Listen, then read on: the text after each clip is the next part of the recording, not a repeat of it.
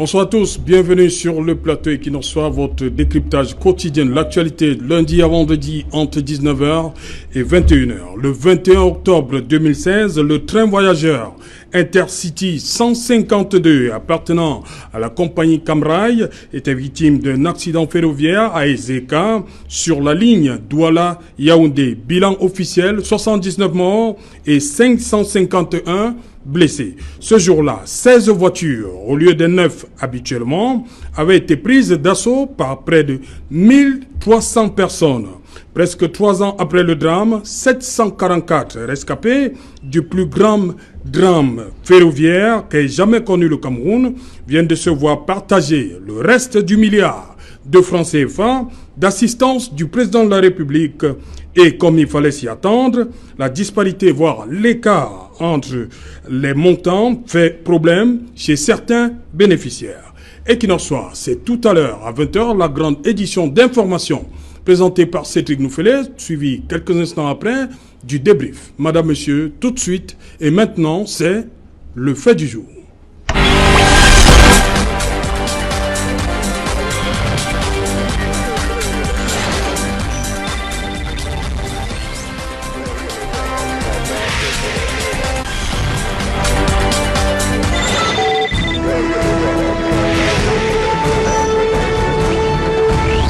Assistance du chef de l'État aux victimes des ECA quand la répartition fait problème, elle divise. Pour en parler ce soir, je suis avec Jonathan Batenguene. Bonsoir Jonathan. Bonsoir Serge Alain, bonsoir à tous les téléspectateurs de la formidable télévision que vous représentez ici. Voilà, Jonathan Batenguene aujourd'hui, c'est le sociologue que j'ai invité sur ce plateau. C'est bien cela? Effectivement, le sociologue. Voilà, à côté de vous, Didier Imkwa. Bonsoir Didier. Bonsoir Monsieur Serge Anotou, bonsoir à tous vos téléspectateurs. Merci une fois de plus de m'avoir invité en ce plateau pour échanger avec la République. Voilà. Je profite comme ça pour saluer toutes les populations du Grand Nord. Ok, du Grand Nord également. Bonne fête, hein. Je crois que ça continue la fête. Oui, vous savez, moi je suis un crânien, ça veut dire je crois au crâne, je crois au rite des forêts sacrées. Oui. Et puis je suis tolérant des autres religions. Donc je suis en parfaite, dans un état fusionnel. Oui, avec la communauté musulmane du Cameroun. Tu as compris, et surtout qu'il ne faut pas oublier, hein, oui. Je fais un coucou comme ça à mon président national. Monsieur Satiroma Bakari, actuellement dans le... Il regarde l'émission? Oui, en tant que... Vous êtes sûr? Il vous a dit qu'il a regardé? Je crois, j'ai des gens autour de lui qui me rassurent, hein, okay. Qui regardent votre émission, qui est presque aujourd'hui la plus belle émission de débat politique suivie au Cameroun et ailleurs. Merci. Il est également là, il est constamment sur ce plateau. Maître Augustin Gueffard. Bonsoir Maître. C'est Jalin, bonsoir. Bonsoir à tous les téléspectateurs. Je suis heureux de retrouver ce plateau. Voilà. Avocat au barreau du Cameroun, Maître Ngueffak. Oui. Voilà.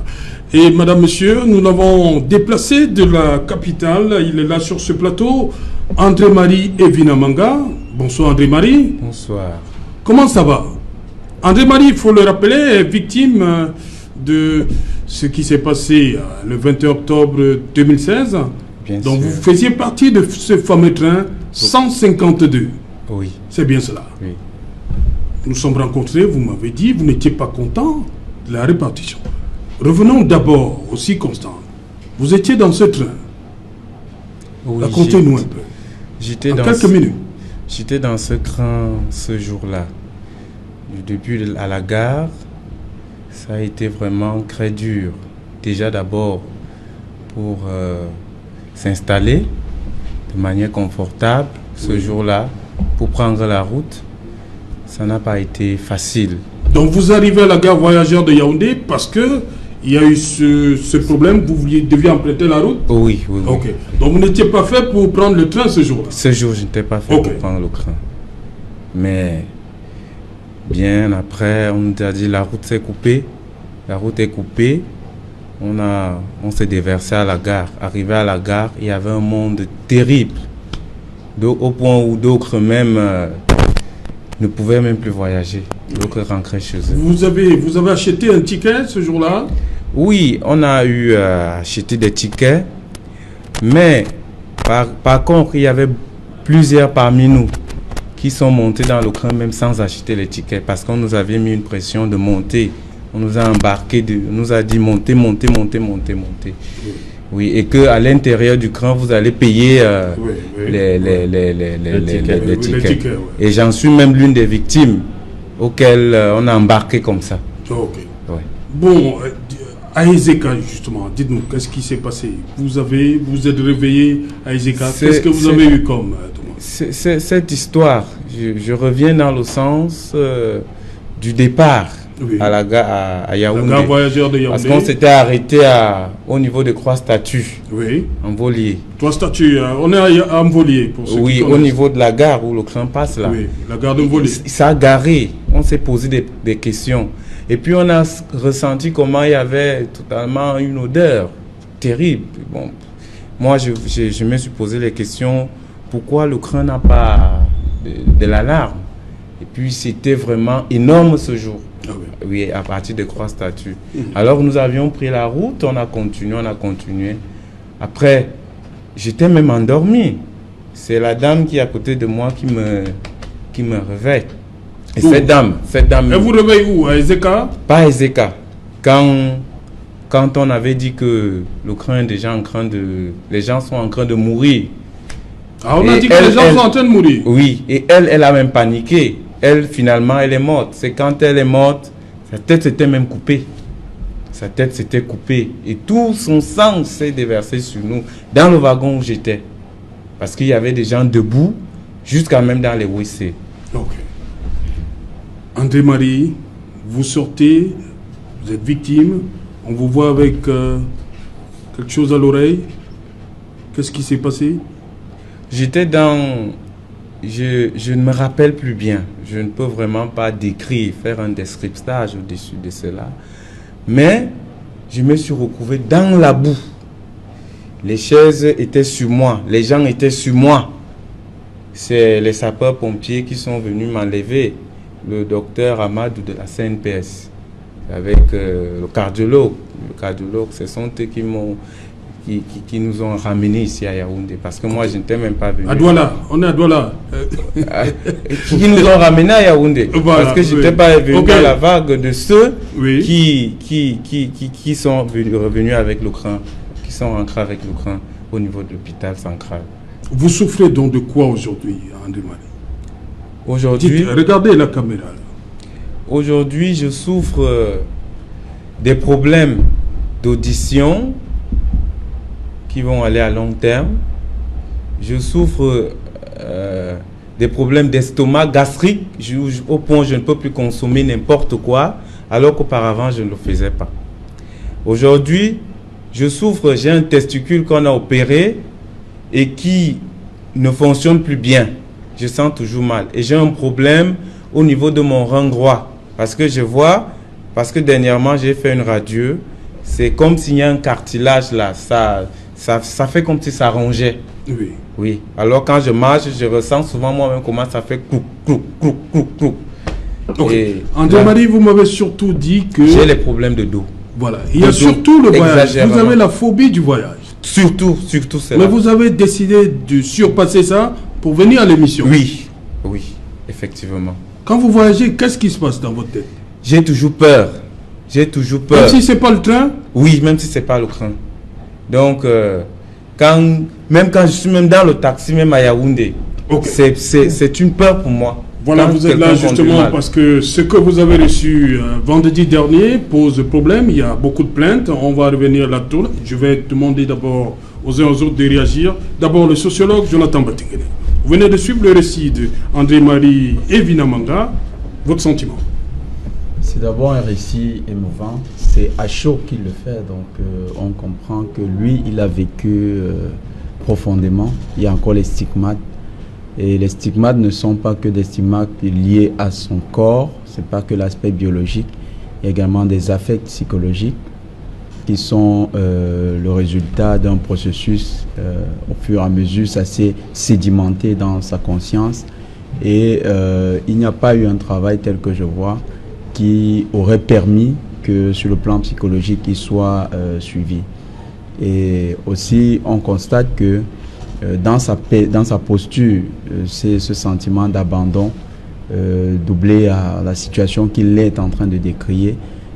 c'est plutôt de nature à donner l'impression que ces sinistrés-là, il n'y avait pas de réel mécanisme qui préparait la mise en place d'un processus de suivi des personnes qui sont victimes de ce genre d'accident. Et c'est cette absence de tous ces cadres qui fait que la gestion qui a été proposée n'a pas résorbé ou bien n'a pas permis aux victimes de trouver de véritables solutions. Sinon, on aurait eu des personnes qui seraient devant nous en train de nous faire le film et de nous dire vraiment, je comprends qu'il y a des efforts qui sont faits autour de moi, mais là, je n'y arrive pas parce que peut-être pour des questions personnelles. Mais là, c'est vraiment le cas visible d'un individu qui a subi un certain abandon et qui décrit maintenant des conditions tout à fait extraordinaires dans lesquelles ils ont voyagé. Le train en question, d'après même le rapport qu'a fait au journal de 13h du 21 octobre, le ministre des Transports de l'époque, Alain Edgar Mbengo, il a dit qu'on avait rajouté 8 rames, une capacité de 680 places. Et le train allait prendre ainsi 1336 personnes. Mais là, c'est dans les cadres officiels. On aurait les 1336 personnes. Et lui, il raconte qu'il y avait des gens debout jusque dans... Il y avait plusieurs wagons. Ce n'était plus les 12 wagons. C'était 17 wagons. C'était plus de 17. Ça allait à 20 wagons. 20, presque 20 wagons. Bon, là, vous avez la responsabilité du discours à ce niveau. Voilà. Mais moi, je parle de voitures qui ont été ajoutées. 17 wagons, ce qui a été... La locomotive nous a lâchés au niveau de télé. C'est là où la locomotive nous lâche. Donc vous voyez à quel haut niveau la locomotive. C'est des détails qu'on aurait voulu entendre le 23 mai lorsque le ministre secrétaire général à la présidente de la République faisait le rapport, ou bien disait le rapport, donnait le rapport. Oui, ils n'ont pas dit la vérité. La locomotive nous a lâchés. La locomotive nous a lâchés. Sur ce point, le rapport ne précise pas effectivement tous ces détails. Voilà. Ce qui fait qu'on tend à croire que les victimes qui n'avaient même pas été entendues durant pour la question du rapport, pour rédiger au rapport, sont là dans une situation de quasi-abandon. La commission technique. Effectivement. Voilà. Sur le récit d'André-Marie et Vina Manga. Oui, c'est assez difficile de prendre la parole après tel récit. Je suis stomaqué, je suis abasourdi de l'écouter.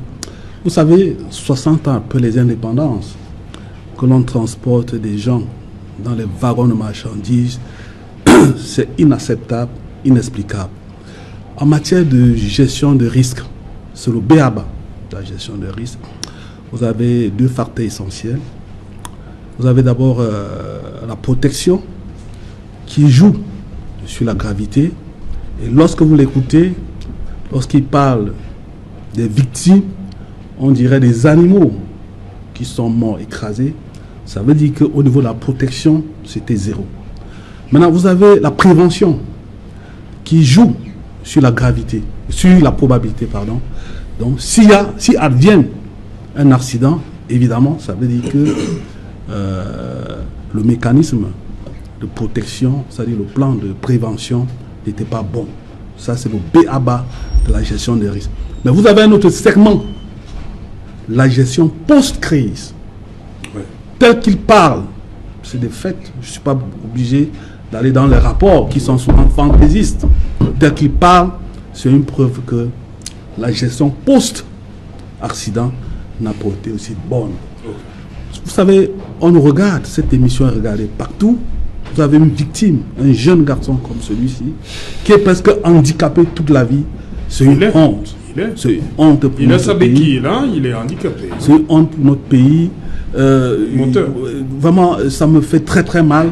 J'ai regardé le récit des autres victimes à travers la télé. Aujourd'hui, je le vis en face de moi.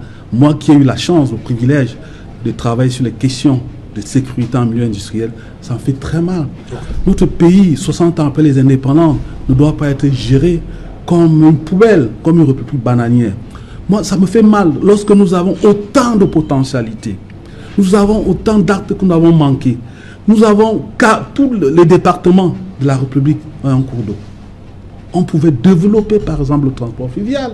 Nous le disons en tant que militant écologique depuis des années. Il a fallu qu'un représentant de la Banque africaine de développement vienne ici nous dire que développer, faire la promotion du transport fluvial, vous allez gagner 2 points sur la croissance pour que les gens se réveillent. Malheureusement, pendant tout le temps que le GICAM, vous appelez ça quoi? Il y a une réunion que le Premier ministre préside ici chaque fois, le CBF, le Cameroun Business Forum. On n'en parle pas. Moi, je sors, j'étais à l'Est. Voyez-vous, vous ne pouvez pas voyager de Ngaoundéré à Garoua facilement. Le tronçon Poli-Ngaoundéré est dans un état piteux. Le réseau national, c'est un euphémisme de dire le Cameroun est malade de son réseau national routier. Et que font, à quoi servent les recettes de péage? Voilà la question qu'il faut se poser. On va pas parler de tout. Voilà, ça fait très très mal. Vraiment, excusez-moi, je suis dans un état second. Ça fait vraiment très mal. On ne peut pas préparer l'émergence avec une jeunesse qui est malade. C'est impossible. Maître de C'est sur le récit de André Marie. Moi, je suis comme un béni de Dieu. Lorsque je vois qu'à côté de moi, j'ai André Marie, bien portant. Ce que je vais d'abord lui dire en premier, c'est que je suis fier de savoir qu'il a voyagé. Il a suffisamment d'énergie. Pour le reste, je ne suis pas venu sur ce plateau faire l'exégèse des difficultés qui entourent chaque sinistre. J'ai été heureux de savoir que lui-même, il a reconnu qu'il s'est réveillé entre les mains de 2 spécialistes, dont un cardiologue et... Qui encore? Docteur réveillé de la caisse. Oui. Alors, je ne sais pas ce que l'État aurait offert de mieux que d'offrir à ce André Marie, autant pour moi, 2 spécialistes pour le réveiller. Ce qui m'intéresse maintenant, c'est de savoir, après cette prise en charge rapide, prompte, est-ce que le suivi a été maintenu? Voilà, c'est tout ce qui m'intéresse. Pour l'heure, je pense que nous devons nous battre pour accompagner ceux qui ont été sauvés de cette catastrophe, ne serait-ce que psychologiquement. C'est ma vision. Ok. Merci. André Marie, donc samedi, vous étiez invité dans l'auditorium, parce que le communiqué dit exactement ceci. Le Premier ministre vous invitait, le secrétaire général. On n'entend pas bien. Le secrétaire général vous invitait vendredi dernier à l'auditorium pour percevoir vos chèques. C'est bien cela? Vous étiez vendredi dernier dans les services du Premier ministre? Oui. Vous avez perçu combien? J'ai perçu un chèque de 600 000. 600 000 francs? Oui. Ok. Mais vous m'avez dit que ce n'était pas satisfaisant pour vous. Pourquoi? C'est pas satisfaisant. Parce que, vu le cadre des dommages que j'ai eu, vu mes certificats médicaux légaux qui approuvent ma santé et auquel, quand j'ai déposé ce dossier, je n'ai pas encore eu un certificat médical définitif. Oui. Ce qui fait que, quand je regarde mon état et je vois ce que le chef de l'État a donné, je peux dire que c'est lui, je trouve ça vraiment comme si c'était, bon, je ne vais pas dire une insulte, mais une démagogie. Pour moi, j'appelle ça une démagogie. C'est comme si on insultait les Camerounais. On nous insulte. C'est pas normal. C'est pas normal. Pourquoi? Parce que quand je vois comment on a donné, je dis même son nom, Tchafak Denise, avec qui je vous en prie. Nous avions été dans le cran ensemble, vu les dommages qu'elle a, et on lui donne 32 000. Elle a un problème de dos. On lui donne 32 000. Il y a une dame. Non, il y a des gens qui ont reçu 32 000 francs. Oui, il y a des gens qui ont reçu 79 000. Il y a des gens qui ont reçu 84 000. Il y a des gens qui ont reçu même 25 090 francs. Est-ce que vous trouvez ça normal? Est-ce que je me suis posé une autre question. Est-ce que le président de la République est certainement au courant de ce que ces membres du gouvernement font? Parce que là, il faut qu'une enquête soit mise pour que on nous dise sur quelle base on a réparti cet argent comme cela. Parce que d'autres avaient plus, les 6 millions, les 12 millions. Est-ce que c'est parce qu'ils sont rentrés là-bas monnayés pour qu'on les donne cela à ce niveau? Ou bien alors, parce qu'ils ont des gens là-bas au premier ministère ou qui étaient dans la commission? Je veux qu'une enquête soit mise pour qu'on nous dise sur quelle base on a réparti cet argent comme ça. Parce que s'il fallait donc donner à un sinistré selon le préjudice qu'il aurait eu, moi, André Marie, je ne méritais pas un chèque de 600 000 francs qu'on m'aurait remis. Ok. André Marie, on va apporter cette précision. Le communiqué du secrétaire général, le ministre secrétaire général, le président de la République, Ferdinand Ngongo, en date du 23 mai 2017, est encore ministre tout court, sur le rapport de la commission d'enquête mise sur pied au lendemain de la catastrophe. La commission a été mise sur pied le 25 octobre et chapeautée par le premier ministre chef du gouvernement, Philémon Yan, concernant l'assistance, dit ceci. Le président de la République a décidé de débloquer une somme d'1 milliard pour une assistance complémentaire à verser à ces victimes et à leurs ayants droit. Il faut qu'on se comprenne. Le 3 octobre 2018, 215 millions de francs CFA ont été versés aux familles des ayants droit. Ok?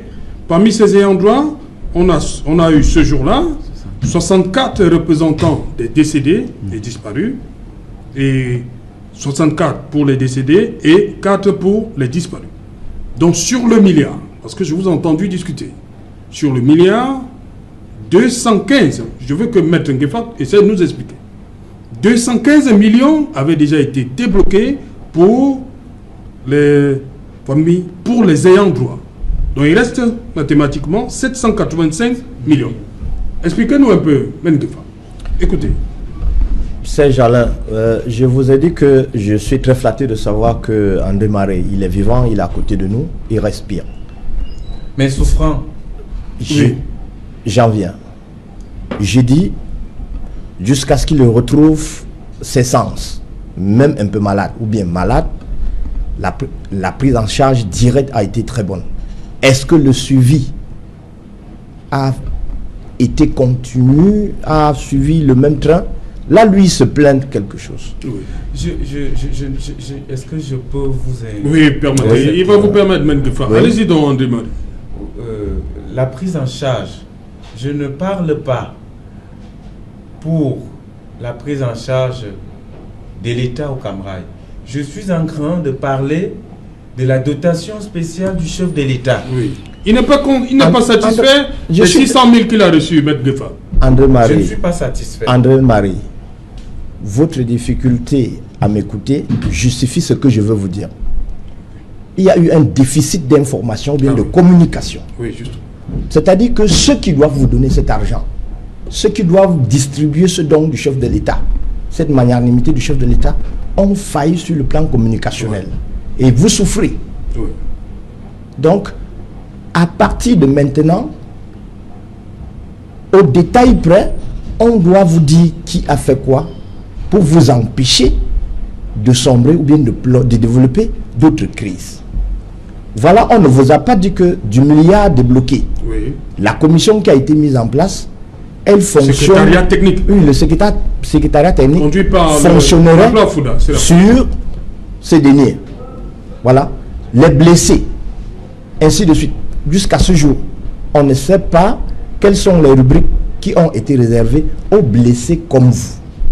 Parce qu'il y a les décédés, oui, les blessés, et ceux qui ont été seulement considérés comme des victimes morales. À mon niveau, c'est un peu 3 catégories. Donc, maintenant, la grande... Je ne vous entends pas bien. Parlez un peu plus fort. Oui, je me reprends. Je dis, jusqu'à présent, nous n'avons pas la grille de répartition du solde laissé à la suite de la gestion de cette commission. Parce que si nous prenons le milliard, nous disons on a retiré 260 millions de francs. 215 millions de francs. En 2018. En 2018. Ensuite, la commission qui gère a dépensé combien? Ensuite, donc, toutes ces petites dépenses-là, vous sont épargnés. Alors que si c'était votre cagnotte, si on vous avait présenté une information claire et transparente, comme vous l'exigez, vous ne seriez pas en train de vous plaindre. Moi, je ne vais pas rentrer dans les commentaires des commentaires. De ceux qui disent, j'ai reçu 30, j'ai reçu 6, j'ai reçu 9. Non, c'est un problème de principe. Le don, on le dit, le don, je vais caricaturer cela, à cheval donné, on ne regarde pas les dents. Voilà, effectivement. À cheval donné, on ne regarde pas les dents. Maintenant, est-ce que ce cheval-là a été présenté en public? C'est une chose. Est-ce qu'il a été distribué dans le noir? C'est une autre chose. Si c'est dans le noir, je n'ai pas les clés de répartition dans le noir. Mais si c'est en public, je pense que ceux qui ont distribué se doivent d'exposer la technique de distribution. C'est ça qui est la question pour moi. Voilà, je vais ajouter cet élément. Il y a eu la classe. Les blessés sont classifiés en fonction de l'incapacité temporaire ou totale déterminée par les experts en la matière. Jonathan Batené. Est-ce que vous comprenez ce débat-là qui naît? Les gens disent que moi j'ai reçu 73 000 francs, il y en a qui ont des millions. Est-ce que tous les blessés peuvent être logés à la même enseigne? C'est ça la question. Oui. Oui. Permettez, André-Marie, on va vous donner la parole. Permettez à Jonathan. Les blessés ne peuvent pas être logés à la même enseigne. Toutefois, il y a un principe que André-Marie évoque. C'est un principe de la proportionnalité comment on appelle, du dommage qu'il a subi. Oui. Et son mécontentement, si je l'ai compris, c'est au niveau de la proportionnalité. Ce n'est pas au niveau de la prise en charge. Quoique moi, de mon avis personnel, je considère que cette prise en charge, telle que vous la saluez, maître, elle n'est pas suffisante, ou du moins, elle n'est pas bien organisée. Donc, cette prise en charge n'est pas organisée, à mon avis. Maintenant, je reviens sur les faits.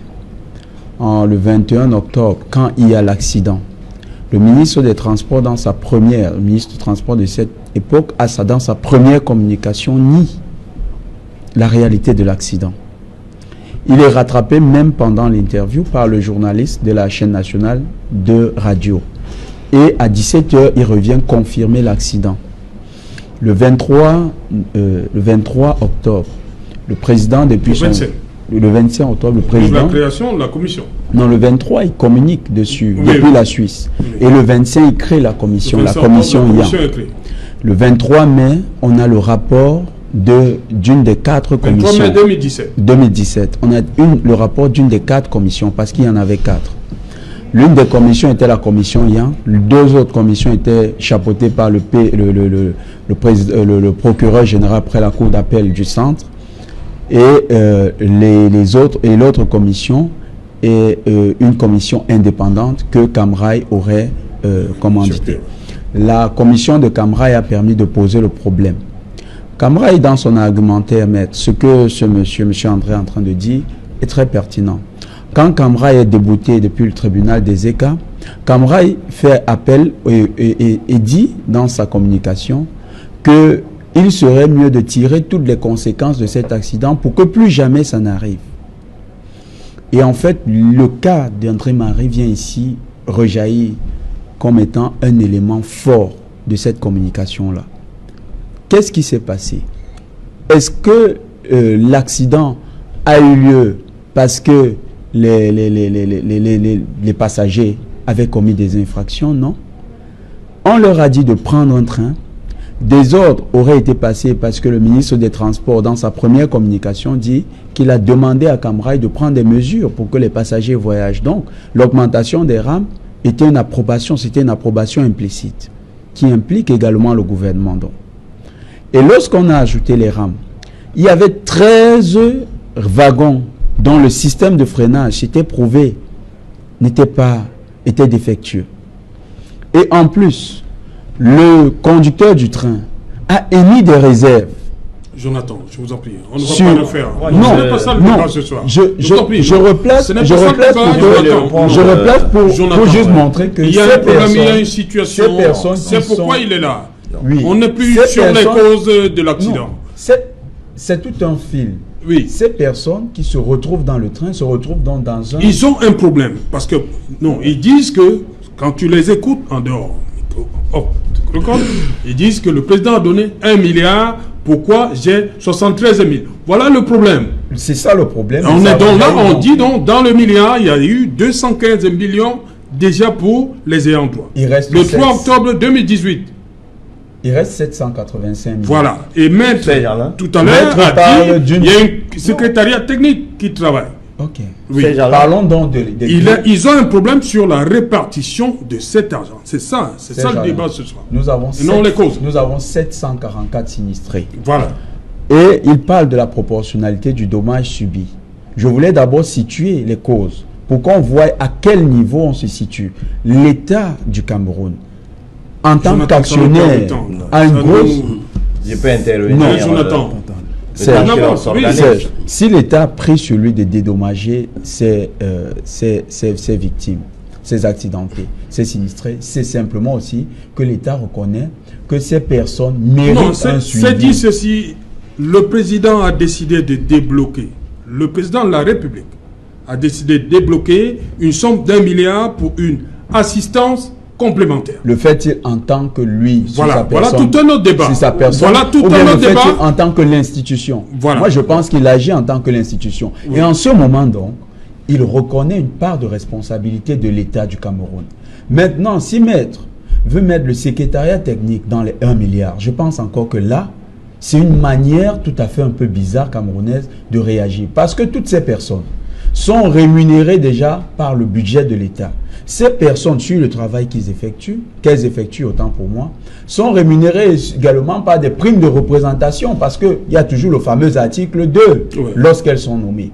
Alors pourquoi un secrétariat technique, si c'est l'argument que vous connaissez, serait rémunéré par l'argent qui est censé venir dédommager des personnes victimes? Et j'ai placé le cadre, c'est-à-dire les causes réelles, pour montrer qu'il y a tout un contexte où même, et regardez l'acte du chef de l'État, c'est avant que le procès, le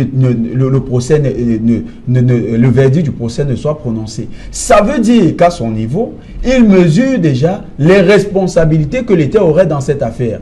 Et à ce niveau, il agit pour anticiper. Mais s'il agit pour anticiper, il faut effectivement que l'anticipation se fasse dans les règles et que ça suive des canons. Dans le cas de ce monsieur, je pense que ça n'a pas été suivi et c'est la preuve que ceux qui ont géré n'ont pas géré comme il fallait. Didier Limko, avant Maître Gefag, il y a des choses à dire. Oui, moi je pense que les dons du chef d'État qui arrivent comme des mannes me posent un réel problème. Cela pose un problème. On dit général. Assistance complémentaire. Oui, je vais vous dire, cela pose un problème général des politiques publiques. Vous comprenez? Lorsque vous m'avez envoyé l'invitation, l'image qui m'est revenue très vite, c'est celle du professeur Jacques Famandongo, qui se fait rabrouer lors de la présentation de serment, présentation des vœux. Oh ouais. Après une autre histoire qui n'est pas très loin des dons du chef de l'État, c'est-à-dire l'affaire de 500 000 ordinateurs avec tous les agréments, tous les désagréments, pardon, qui l'accompagnent. Avant cela, le chef de l'État demande qu'on recrute 25 000 jeunes fonctionnaires. Le chef de l'État offre des puits. Vous savez, les politiques publiques engendrent l'action publique. Pourquoi c'est le chef d'État tout le temps? C'est-à-dire, il y a un recentrage hyper présidentialiste dans les dons du chef d'État. Ce qui amène certains politologues à parler aujourd'hui de ce mécanisme de manisation. C'est-à-dire les mannes, le chef de l'État. Et on se demande, est-ce que les dons du chef de l'État sont des dons privés ou bien les dons publics? Parce que les dons publics respectent quand même un canevas de gestion. Il y a quand même une traçabilité. Évidemment, les dons privés, comme les Camerounais entretiennent des relations incestueuses avec de l'argent, on les distribue sur des critères flous. Or, le jeune qui est en face de moi, malheureusement aujourd'hui, est victime de ce partage de filouterie-là. Moi, je sais parce qu'on est en train de vouloir justifier ici. Qu'on donne 600 000 francs CFA à un jeune comme celui-ci, qui a presque perdu sa mobilité, c'est insultant. Je n'insulte pas le don du chef de l'État. Encore que ça me pose le problème. Pourquoi? Parce que il y a des turiféraires. je ne sais pas si c'est la communication du chef d'État, qui chercherait à chaque fois de placer le chef de l'État au cœur des Camerounais. Le chef de l'État a offert les puits. Le chef de l'État a donné 1 milliard de francs. Le chef de l'État a recruté 25 000. Quelle est donc la part du gouvernement? C'est vous qui dites ça, vous, FSNC? Bien sûr. Je ne dis pas pourquoi. Ah, ok. Lorsqu'on est un allié, on n'est pas un aliéné. Si vous avez un ami qui ne vous dit pas la vérité, c'est qu'il ne vous aime pas. Quelle est la valeur ajoutée d'être un allié si on ne peut pas lui dire les vérités? Et je ne suis pas sûr qu'on dit la vérité au chef de l'État. C'est notre rôle, allié, de dire la vérité au chef de l'État. Hein? Que à chaque fois, on nous tambouine, on nous en fait des enfumats, le chef de l'État a offert, le chef... Non, je dis ça parce que c'est... Oui, je le dis, j'assume mes choix, j'assume mes... C'est chez vous qu'on dit tout le temps, le chef de l'État a dit ceci. Non, pas dans le cas de la communication, c'est autre chose. Oui. Sinon, on parle des dons qui sont comme des mannes. Oui. C'est pour ça que j'ai pas de ce mécanisme de magnétisation du champ social, de l'action publique. Tel est le cas parce que le chef de l'État, constitutionnellement, c'est lui qui définit les politiques publiques. Comme je l'ai dit tout à l'heure, qui engendre l'action publique. Donc c'est l'action publique qui doit être déroulée, pas que le chef d'État a donné 1 milliard. Évidemment, puisque c'est un don privé, on le gère de façon privée. Et c'est pour cela que notre frère en face de nous a des problèmes. On lui donne 600 000 francs, on sait sur la base de quoi. On donne à côté 12 millions de francs, on ne sait sur la base de quoi. Même Maître nous a dit là-bas qu'il ne maîtrise pas la cryptologie de la distribution de cette manne du chef d'État. Donc il faut qu'on recentre tous ces dons-là, oui. Que le don soit une affaire de gouvernement. Là, il y a une traçabilité et on pourra faire une évaluation très très simple et rigoriste. Maître Ngefang, avant que je ne demande comment ça s'est réellement passé, André Marie. Serge Alain, lorsque j'écoute mes copanélistes, j'ai une difficulté. J'ai l'impression qu'il y a un mélange déjà entre l'indemnisation légalement prévue et la magnanimité de l'État, du chef de l'État. C'est deux choses différentes. Il faut que ce soit su. Si le chef de l'État n'avait rien offert, nous ne serions pas ici et personne ne se plaindrait. Parce que ce que la loi a prévu a été fait, a été bien fait, et toutes les victimes, personne ne s'est plaint jusqu'à présent. C'est-à-dire, Camraille a fait ce qu'elle devait faire. Maître, je veux juste vous Est-ce interrompre. que je peux terminer? Il y a une plainte au tribunal de Nanterre. Est-ce que je qui est peux... pendante. Le tribunal est encore en train de statuer. Non, il y a un tribunal. Quand vous dites personne ne s'est plaint, vous donnez l'impression que tout le monde accepte la gestion qui en est faite. Nombreux parmi nous, même à Camra, au niveau de Camra, ne sont pas encore indemnisés. Est-ce que je peux me justifier? Tu dois mettre d'aller jusqu'au bout. C'est ça la difficulté. J'ai dit qu'il y a un déficit d'information qui fait problème. La cryptologie de répartition de ce que l'indemnisation à la suite d'un sinistre pareil, c'est ce qui pose problème. Et je connais le collège des avocats des deux camps qui gèrent ce dossier. Il y a un camp qui dit nous appliquons la loi stricto sensu. Il y a un camp qui dit cette loi-là, elle ne doit pas s'appliquer ici. Alors, dans une république qui se veut république, on doit respecter la loi. C'est de ça qu'il est question. La loi est mauvaise, c'est vrai, mais c'est la loi. En droit, on dit dura lex, sed lex. La loi est dure, mais c'est la loi. Vous avez perdu votre œil. La loi dit que c'est 10 500 francs. Ce n'est pas parce que votre œil est perdu et que vous êtes ministre qu'on va vous donner 10 millions. On applique la loi. Et le don du chef s'il vous plaît, j'en viens. Permettez que j'en vienne, M. Didier. Maintenant, la loi a été appliquée. Ceux qui estiment que la loi est dure, très dure, ils ont saisi les juridictions. Attendons le verdict. Nous-mêmes, nous, on veut que la loi soit modifiée. C'est de ça qu'il est question.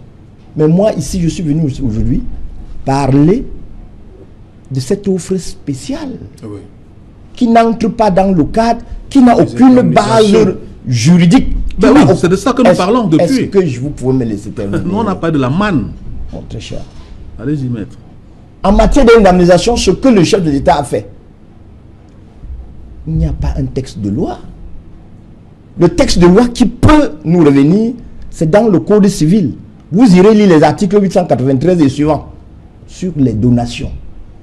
vous verrez là-bas ce qu'on appelle le don, vous verrez ce qu'on appelle libération, vous verrez ce qu'on appelle l'aide, et vous allez chercher pour donner une base légale à la bonne volonté, à l'acte du chef de l'État.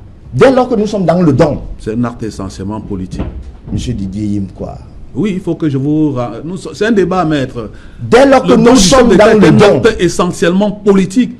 C'est pour ça que je vous ai parlé d'un recentrage hyper présidentialiste. C'est pourquoi on garde du président Biya tout le temps, qu'on le garde. Ce que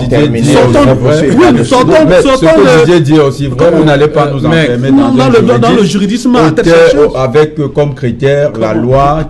Mais après vous nous dites non, seulement le don là il n'est encadré pour aucune loi. Si le don déjà n'est pas encadré par la loi. La seule chose que je ne sais pas faire, c'est le juridisme. Non, c'est là permettez, je ne sais pas ce je ne sais pas dans la loi, sortez le don du chef de l'État du juridisme. Permettez-moi de dire ce que je sais. Oui, je ne viens pas inventer. C'est un don. Vous dites qu'il n'est pas juridique. Moi, je m'attends à ce que vous m'expliquiez par la loi. Sociologiquement parlant, ce qu'on doit entendre ici. Oui, mais en tant qu'homme de loi, praticien, c'est un acte je vous politique. C'est un acte politique. C'est un acte politique qu'il a pris. Moi, je ne suis pas un homme politique. Oui, je vous le dis maintenant, mais je vous explique. Et j'interviens ès-qualité. Que c'est un acte politique. Comprenez tel que ça se passe. Est-ce que vous exercez là, est-ce que là vous êtes l'avocat de l'État du Cameroun ou bien l'avocat du chef de l'État sur ce plateau? Est-ce que je peux poursuivre et je vous répondrai à la fin? Si vous n'êtes pas l'avocat du chef de l'État, moi je pense qu'on ne devrait pas rentrer dans ces précautions. Je ne suis pas devant ce plateau. C'est un acte politique, nous on le lit comme un acte politique. Et vous ne pouvez pas éteindre ou bien demander de fermer tous nos grilles de lecture parce que vous avez la maîtrise de quelques textes de loi sur le don. Non. Nous avons le droit de lire ça comme un acte politique. Il a voulu anticiper, il a voulu poser des actes qui visaient à satisfaire un certain électorat, il faut le dire. Mais là, ça ne marche pas parce que ça a été mal géré. Vous le reconnaissez implicitement. Mais je ne sais pas pourquoi vous voulez à tout prix faire dire à la loi ce que la loi n'a pas dit. Un cadre qui n'est pas prévu par la loi, pourquoi vous ramenez la loi là-bas? Maintenant, vous voulez... Allez-y donc, vous voulez que je vous écoute, que mon explication, vous donnez à mon explication une interprétation politique. Mais vous refusez que moi, je vous donne l'interprétation juridique. Pourquoi? Acceptez un petit principe. Si vous n'êtes même pas d'accord avec ce que je dis, respectez mon droit de le dire. Voilà. Le disant, j'achève en disant que le don du chef de l'État, pour moi, voilà sa base légale. Alors, quel est le critère de répartition? On revient. Ni vous, ni M. Didier Imkwa, vous n'avez pas la clé de répartition. Oui, alors, je pense que nous devons nous abstenir. Ok, on revient. Voilà, merci, on revient après le journal. Madame, Monsieur, nous allons marquer notre première pause. Vous avez vu à l'écran, Cédric Noufélé, il est déjà là. Cédric, pour les titres du 20h. Cédric, au sommaire ce soir. Bonsoir. Bonsoir Serge Alain, bonsoir à vos invités. Ce soir, nous évoquerons les résolutions du comité exécutif national du SDF, le parti de John Fundi, qui interpelle la responsabilité du chef de l'État à mettre un terme à la guerre afin de créer les conditions favorables à un retour serein à l'école dans les régions anglophones. Le SDF qui menace de boycotter la prochaine session parlementaire si rien n'est fait pour résoudre l'épineuse crise sociopolitique et les défis sécuritaires décriés dans les régions anglophones. Et vous suivrez également la réaction de la classe politique après les menaces du ministre de l'administration territoriale à l'encontre des médias et de certains hommes politiques de l'opposition et les experts en économie et finances publiques qui analysent les causes de la mauvaise gestion des projets d'aménagement routier dans la capitale économique du Cameroun. Nous en parlerons ce soir. C'est Jalan. Nous évoquerons également cet épineux problème rencontré à Yaoundé. La cité capitale fait face à une situation assez difficile. Plusieurs quartiers sont plongés dans l'obscurité depuis près d'une semaine. Que s'est-il réellement passé? Où en est-on avec les travaux de reconstruction visant à permettre une fourniture régulière d'énergie électrique aux populations de la cité capitale? Nous en parlerons également ce soir. Et vous suivrez dans ce journal la nécrologie avec deux personnalités africaines qui sont décédées, l'artiste ivoirien Didier Arafat et l'ambassadeur du Cameroun auprès de l'Union africaine, doyen général, lui aussi décédé. Nous en parlerons ce soir. C'est Jalin. Fin de cette première partie Equinox Soir. Madame, Monsieur, je vous retrouve après pour Equinox Soir. Deuxième partie, le temps. Vous invités pour le débrief du journal sur le plateau d'Equinox Soir. C'est Jalin. La capitale Yaoundé dans le noir depuis plusieurs jours. Plusieurs quartiers de Yaoundé n'ont pas vu la lumière durant plusieurs jours. Cela fait déjà près d'une semaine, selon des témoignages recueillis à Yaoundé. Et l'entreprise en charge d'électricité, Eneo, fait savoir que c'est un incident survenu dans un poste électrique. Elle annonce des travaux de réhabilitation qui pourraient durer jusqu'à 6 mois et un plan de rotation de fourniture d'énergie électrique qui est loin de satisfaire les populations alors que nous sommes déjà à quelques semaines de la rentrée scolaire. Voilà, c'est donc l'essentiel Equinox Soir, deuxième partie. Bonne soirée à vous, Cédric. Bonne soirée à vous, Serge Alain. Rendez-vous demain 20h. Rendez-vous demain 20h. Madame, Monsieur, dans un instant, la suite, Equinox Soir.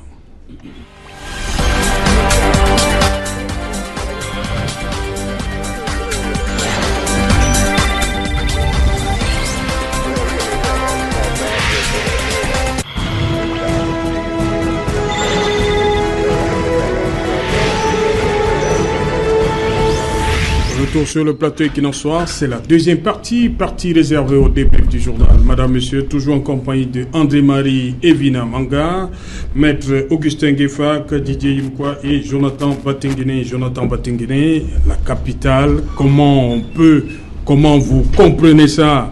Une capitale pendant près d'une semaine dans le noir.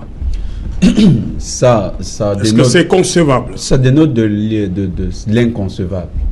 C'est inconcevable, d'autant plus qu'on a connu depuis déjà 2008 un ensemble de travaux qui ont été mis sur pied.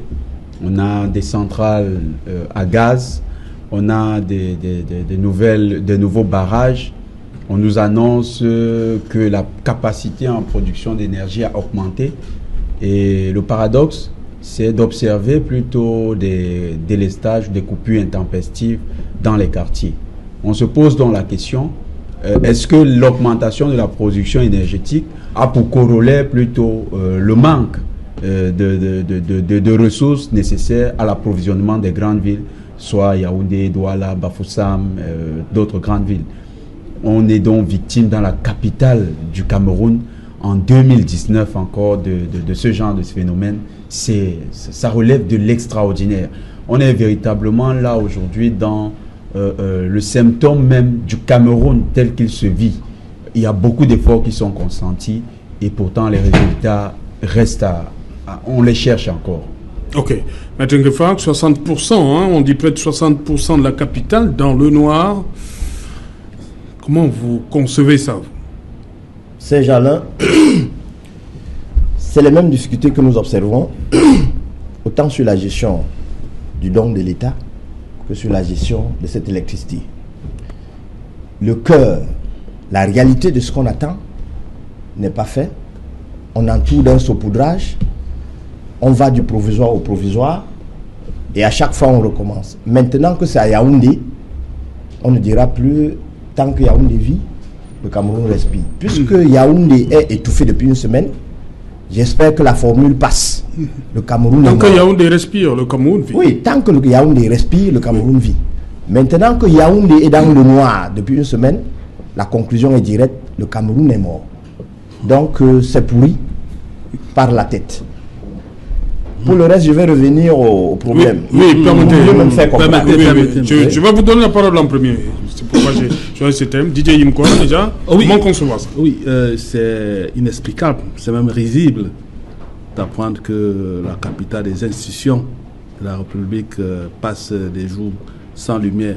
Voyez-vous, en Éthiopie, à Addis Abeba, le gouvernement a installé une unité qui recycle, qui incinère 1800 tonnes d'ordures ménagères et qui fournit plus de 40% d'énergie électrique à la capitale.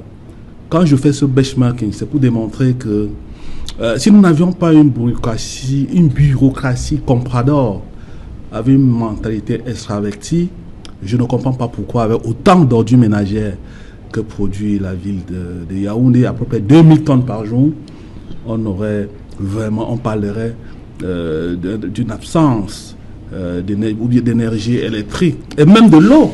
Voyez-vous, aujourd'hui, nous sommes dans le recyclage. Je parle ici en tant que militant écologiste. Toutes les eaux usées que nous produisons, même ici à Douala, on peut récupérer 50% de ces eaux-là et les utiliser à d'autres fins sans toutefois les consommer. C'est quand même regrettable que ces gens, aujourd'hui, j'ai parlé de ces fonctionnaires de la bureaucratie comprador à la mentalité extravertie. Chaque fois quand ils vont par exemple à Paris, ils se filment au bord de la Seine.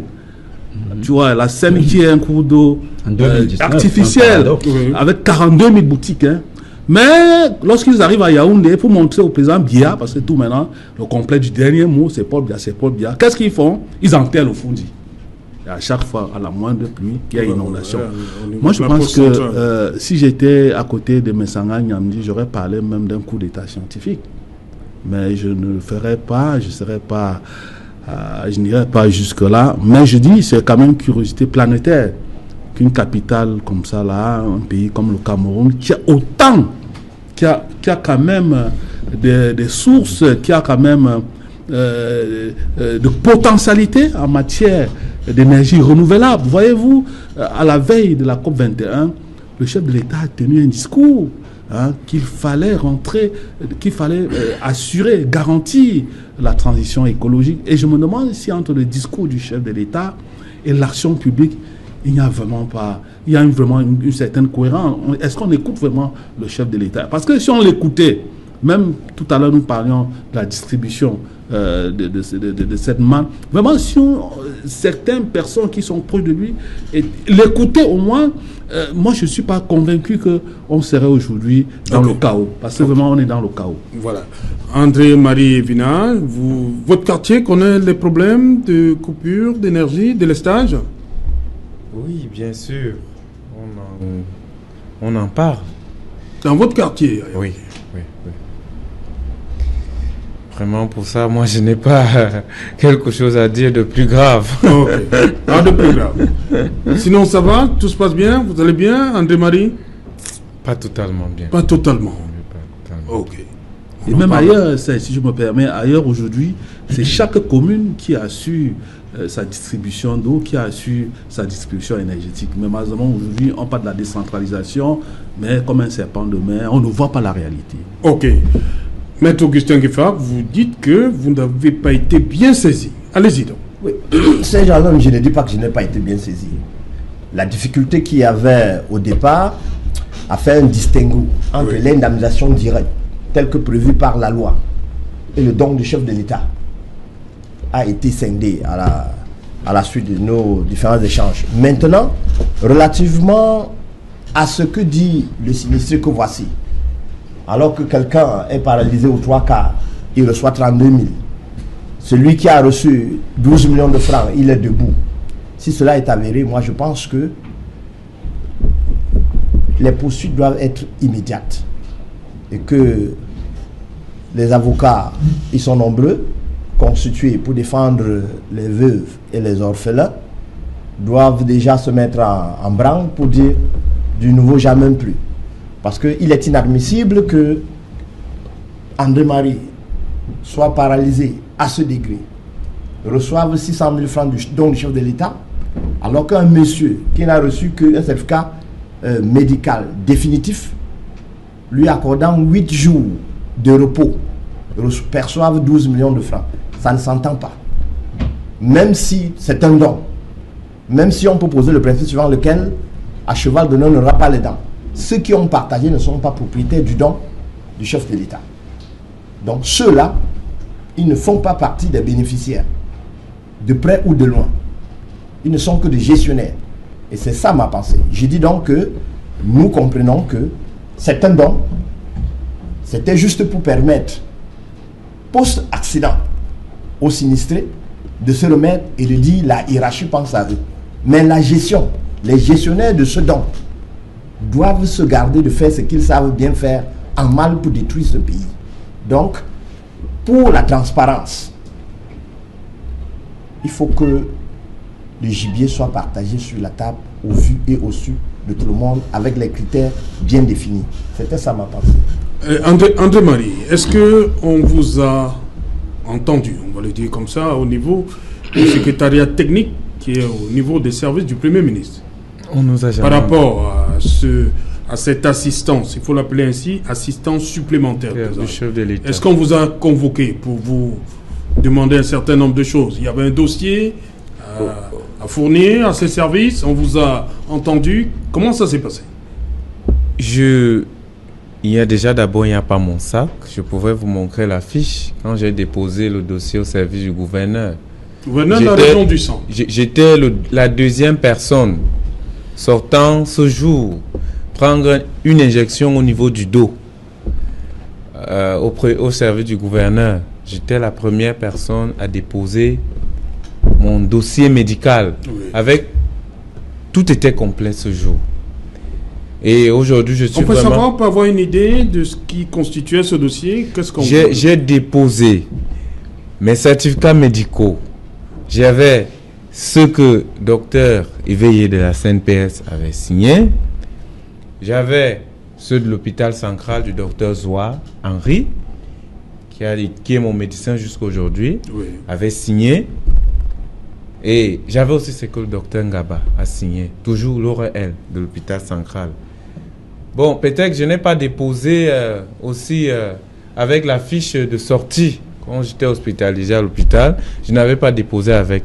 Mais j'ai constitué le dossier. J'ai mis la plupart des ordonnances et des Somazina et des Inexium et des injections. Quand quelqu'un peut déjà prendre le Somazina, vous-même vous comptez ce qui veut dire Somazina. C'est quelque chose qu'on prend au niveau des narines parce que là, je ne respire même pas. J'ai des bouchures. Si je marche au soleil là maintenant, à tout prix, comme je vous dis, mes narines, le sang va commencer à couler dans mes narines. C'est déjà héréditaire sur moi. Si je mange une sauce pimentée là, je vais couler.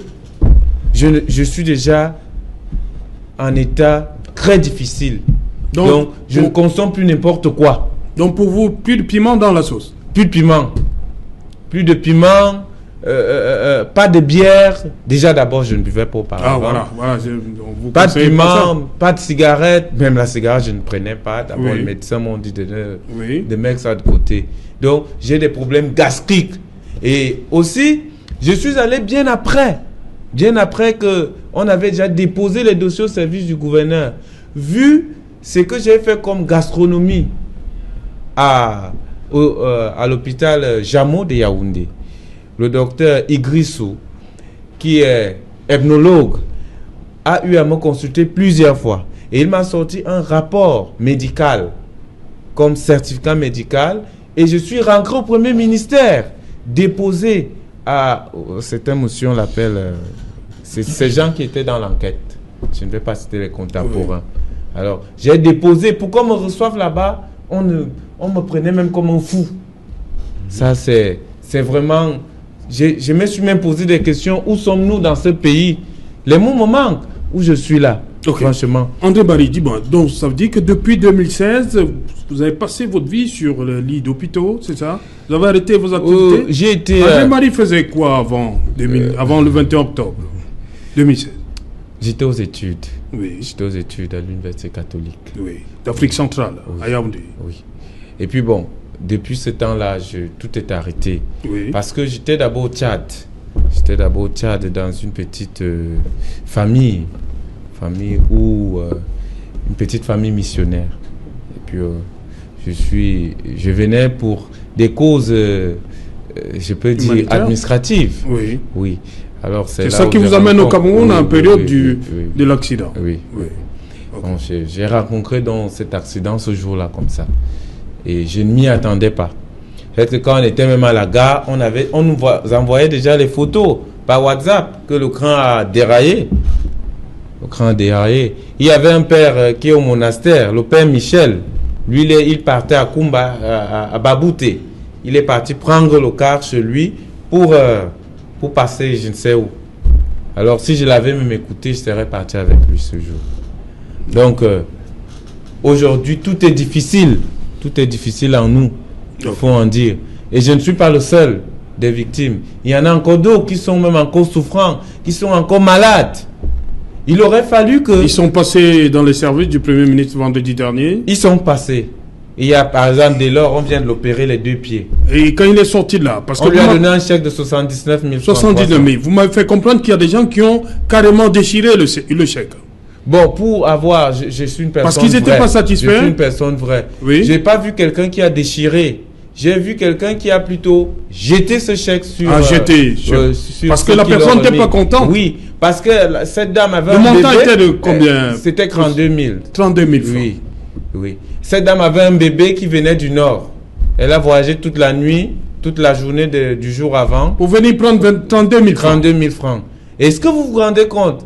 Est-ce qu'un chef d'État dans un pays peut donner à une personne 32 000 francs ayant subi des chocs avec son bébé? Est-ce qu'un chef d'État peut donner 32 000 à quelqu'un? Est-ce qu'il peut même donner 500 000 francs à quelqu'un? Voilà. Jonathan Batendere, quand on écoute André Marie, le problème, la répartition, ça revient sur la table. Ça revient sur la table. Et la question de la proportionnalité. André Marie peut-être va faire fi d'autres situations plus injustes, oui, de personnes qui ne méritaient pas avoir vu la proportion du dommage et le montant qu'il perçoit. C'est des injustices. Mais c'est des injustices qui cachent quelque chose. Quand je parlais d'un acte politique, le fait que ces personnes sont entrées et quand André Marie dit que lui n'a pas eu son ticket quand il a payé, ça veut dire que l'assurance ne peut pas l'indemniser. L'assurance ne peut donc pas gérer son cas. Le chef de l'État, en prenant cette décision, c'est parce qu'il est conscient des soubassements de l'affaire. Maintenant, il y a un procès qui est intenté à multinational. Une minute, Jonathan. André Marie, vous avez dit qu'on vous a demandé d'entrer dans le train. Oui. Est-ce que avant Ezeka, vous aviez déjà acheté votre ticket? Avant Ezeka, avant l'accident, vous aviez votre ticket? Avant l'accident, avant de faire l'accident, parce que tout commence, je reviens encore, tout commence au niveau de la gare voyageur. Oui. C'est comme si les freins du train ne tenaient plus. Parce que je ne sais pas pourquoi ils étaient arrêtés là pour... Je ne sais vraiment pas. Parce qu'on avait ressenti une odeur, comme si ce sont des roues de voiture qui brûlaient. C'était énorme. Et le ciel a noirci ce jour, sur cet endroit-là. Hein. Au moment où on voulait klaxonner pour leur dire que on ne peut pas. C'est qu'est-ce qui ne va pas? Ils ne nous ont rien dit. Ils ont continué avec nous. Ils ont continué. Jonathan Baté. Vous avez toute cette situation-là qu'il faut gérer. Et la multinationale qui est poursuivie, en fait, dans le rapport, le 4e rapport qui a été commis, ce rapport incrimine totalement Bolloré Africa Rail à travers Camrail. Et ce rapport est la base sur laquelle la justice camerounaise a rendu son verdict, même s'il est contesté par Bolloré. Et le chef de l'État, en agissant de façon politique, c'était parce qu'il savait que puisque c'est une multinationale, il faut déjà prendre des mesures palliatives pour ces personnes. Mais c'est très très mal géré. Et je pense que ce n'est pas en discutant seulement que cette chose sera bien gérée.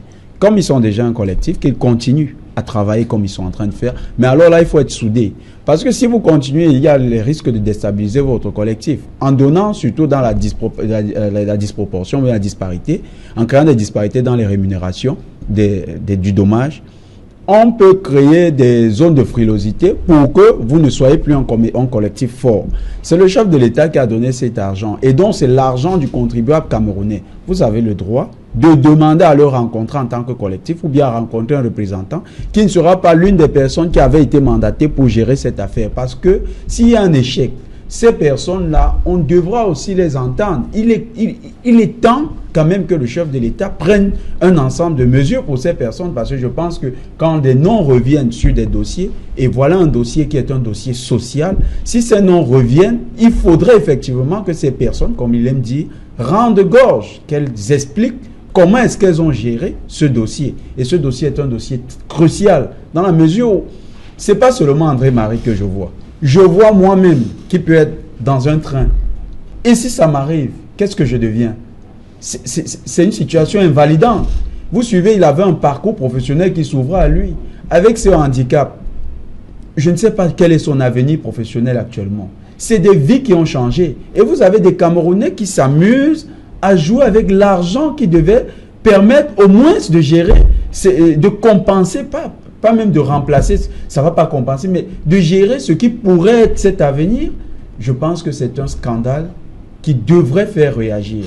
Au sortir d'ici demain, restez ce collectif soudé, agissez de manière temporelle et forte, allez vers les institutions de l'État, rapprochez-vous davantage du chef de l'État parce que c'est lui qui a donné l'argent. Ce n'est pas ceux-là qui ont été mandatés. S'ils n'ont pas pu vous gérer, allez directement voir le chef de l'État et rendez-lui compte. Rédiger un document, un plaidoyer, vous envoyez ça à la présidence. C'est ce qu'il y a de mieux à faire maintenant. Parce que c'est des noms qui reviennent. Et je ne vais pas citer des dossiers sur lesquels les mêmes noms reviennent. Ce n'est pas bon à entendre. Ce n'est pas bon à savoir. C'est des personnalités de premier plan. On ne peut pas avoir ça tout le temps dans notre République. Oui, je suis un peu gêné par le complexe du dernier mot.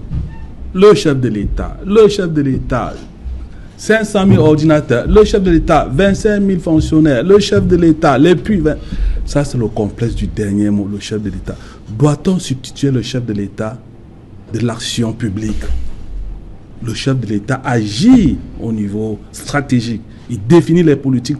Et puis, ça engendre l'action publique.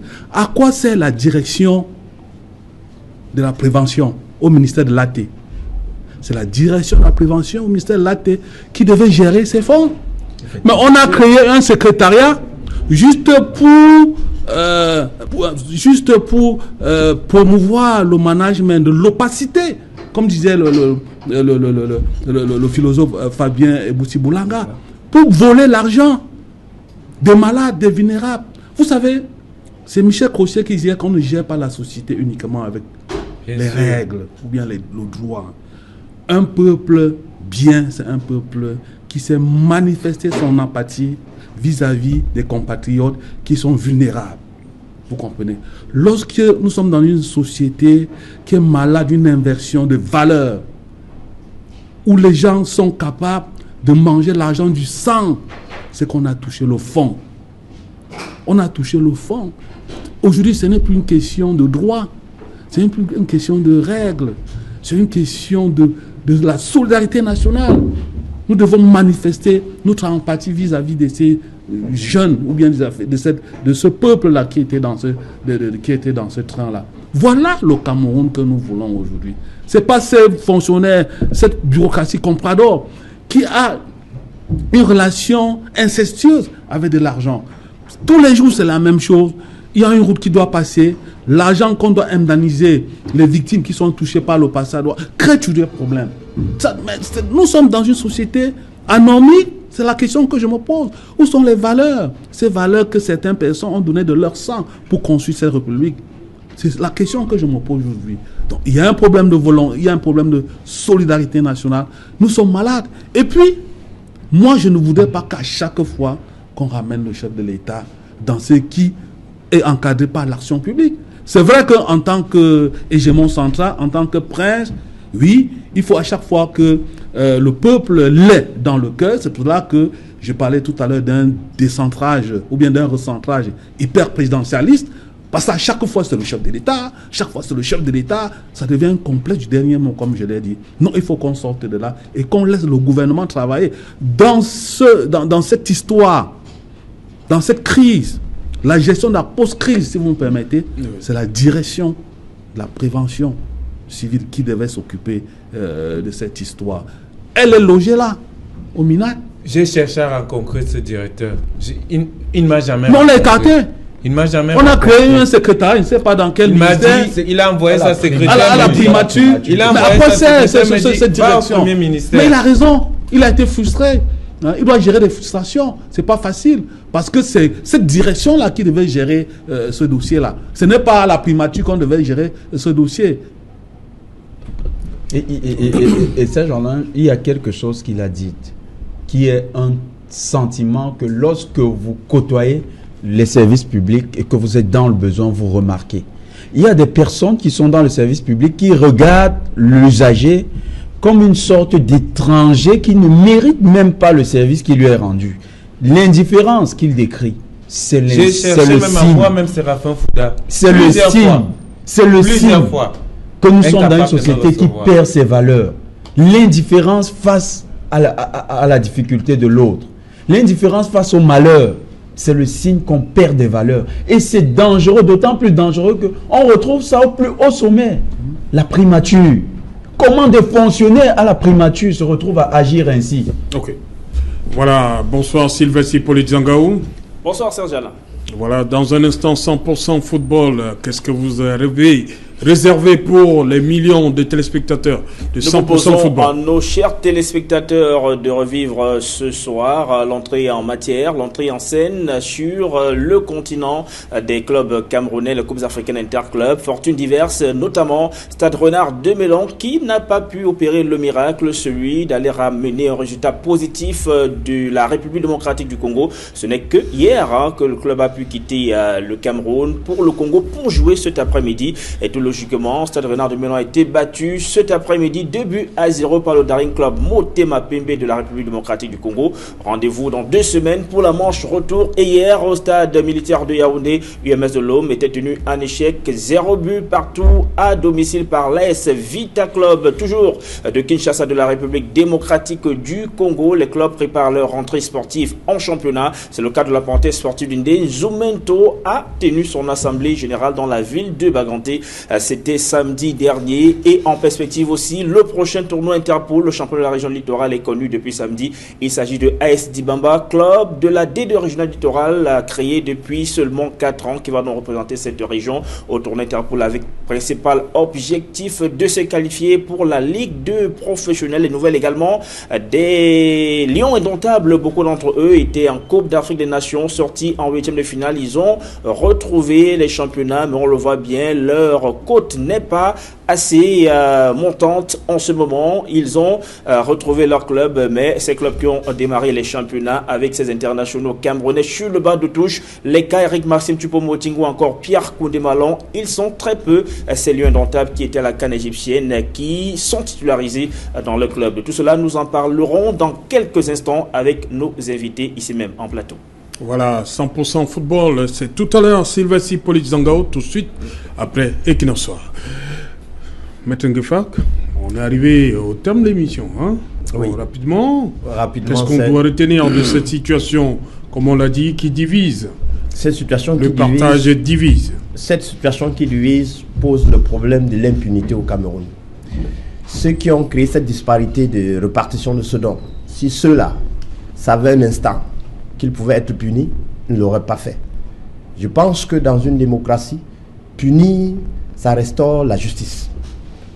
Il faut que, à l'exemple de ce ministre qui fait tout maintenant, qu'il se saisisse de ce cas pour dire je dois voir clair et il cogne la main sur la table et il utilise la formule habituelle. Ils savent où ils vont se retrouver et qu'on comprenne pour une fois au Cameroun que si quelqu'un mérite 2 millions de francs, on lui donne 32 000, celui-là ira là-bas. Merci. Je reste avec vous, Maître Ngefak. Est-ce que, comme on dit, est-ce que les blessés doivent être logés à la même enseigne? C'est ce qu'on veut comprendre. C'est Jalin. Pour le cas, par exemple, d'André Marie et quelqu'un qui n'a pas eu autant de traumatisme que lui, est-ce qu'il devrait avoir, pour parler de manière triviale, le même montant? C'est Jalin. Je reprends. En ce qui concerne le don, oui, il n'y a pas une critériologie de répartition que nous connaissons.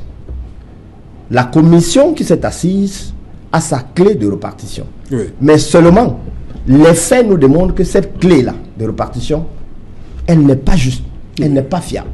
Elle nous met mal à l'aise. Parce qu'on ne peut pas comprendre que quelqu'un qui n'a pas subi un préjudice physique, ne serait-ce qu'un simple préjudice psychologique, puisse s'en sortir avec 12 millions, contrairement à celui-là qui s'est vu déposséder de ses membres. C'est injustifié, c'est inéquitable. Donc il faut rétablir ce déséquilibre. Oh. Et pour rétablir, il faut voir ceux qui ont causé ce tort. S'ils ont causé sciemment, en ce moment, que la répression soit sévère. C'est ça qu'il est question. André Marie, merci. Qu'est-ce que vous avez à dire à ceux qui vous regardent ce soir par rapport à ce problème? J'ai à dire un mot, c'est que justice soit faite. Justice soit faite et que ceux qui nous regardent interpellent l'État pour qu'il y ait une justice et qu'il y ait une bonne répartition. Qu'on revoie ce dossier, on le pose sur la table et qu'on nous dise pourquoi, sur quelle base, je reviens en cela, sur quelle base on a distribué 785 millions à 744 sinistrés. Oui. Qu'on nous dise sur quelle base ils ont partagé ça comme cela. Parce que même les médias n'y étaient même pas. Ça présente déjà mal. Parce que quand le ministre a reçu les 4 ministres, je ne sais qui étaient là, ont remis les chèques aux premières victimes qui étaient devant. Mais la CRTV qui était, du coup, que les ministres sont levés et partis, il n'y avait plus de médias. Okay. Ça dit déjà que, en cela, il n'y a pas de vérité dans ce pays. On cache des choses. Parce que quand on a donné aux premières victimes ceux qui étaient là des chèques un peu plus élevés, montrant au public que on leur a donné des gros chèques, maintenant nous autres qui sont restés là, on n'avait rien de bon. Ok, merci. Donc, merci. Il faut qu'une justice soit faite en cela. Merci André-Marie, beaucoup de courage. Hein? Merci beaucoup. Voilà, merci d'avoir effectué le déplacement de Douala. André-Marie, on vous souhaite bon voyage, hein? Le retour. Merci. Ok. Merci à vous, Maître Ngefak. Merci Serge Alain, merci aux téléspectateurs, merci pour la contradiction. Voilà. J'espère que chacun a pu faire la part des choses entre ce qui a été prévu légalement et comment un don doit être géré lorsque le top chef de l'État l'accorde. Merci Jonathan, merci Didier Imkwa. Madame, Monsieur, nous sommes arrivés au terme de cette édition d'Equinox. On se retrouve demain lorsqu'il sera 19h. Bonsoir, Lopom.